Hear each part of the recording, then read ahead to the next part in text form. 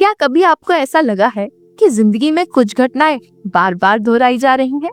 वही संघर्ष, वही रिश्ते, वही दर्द, जैसे कोई अदृश्य शक्ति आपके रास्ते को तय कर रही हो। गीता कहती है ऐसा इसलिए नहीं कि समय आगे बढ़ रहा है, बल्कि इसलिए है कि समय साक्षात है और आपके हर कर्म का हिसाब इस ब्रह्मांड में दर्ज है। हजारों साल पहले कुरुक्षेत्र के मैदान में जब अर्जुन ने सब कुछ छोड़ने की बात कही, तब कृष्ण ने उसे सिर्फ युद्ध की नहीं बल्कि जीवन की सबसे गहरी सच्चाई बताई। आत्मा साक्षात है, समय अनंत है और कर्म कभी मिटता नहीं। आज विज्ञान भी मानने लगा है कि जिसे हम वर्तमान कहते हैं वह सिर्फ समय की एक परत है। असली समय तो अनंत प्रवाह है जिसका ना कोई आरंभ है और ना कोई अंत। हम सोचते हैं कि हम अपने जीवन के फैसले सचेत रूप से लेते हैं, लेकिन सच ये है कि हमारा अवचेतन मन हमारे हर कदम को दिशा दे रहा होता है।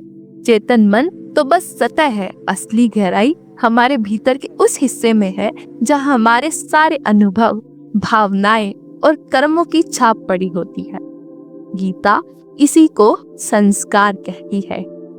आपके हर विचार, हर कर्म की छाप जो सही समय आने पर पल देती है।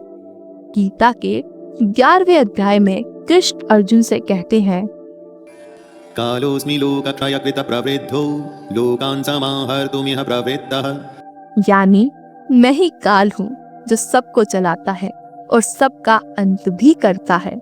ये बताता है कि समय हमारे लिए देखा ही है, अतीत, वर्तमान, भविष्य, लेकिन आत्मा के लिए सब एक ही सत प्रवाह है।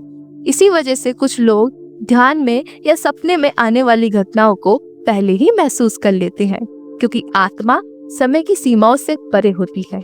आपने नोटिस किया होगा कि कुछ पैटर्न बार बार दोहराते हैं। वही तरह के लोग आपकी जिंदगी में आते हैं, वही तरह की समस्याएं सामने आती हैं। ये सब यूं ही नहीं होता, ये आपके कर्म के बीज हैं जो अब फल दे रही हैं। गीता कहती है, कर्मण्यैवाधिकारस्ते मा फलेषु कदाचन। यानी कर्म करना तुम्हारा अधिकार है, बल्कि चिंता मत करो, क्योंकि फल तो समय और कर्म के इस चक्र से बंधा हुआ है।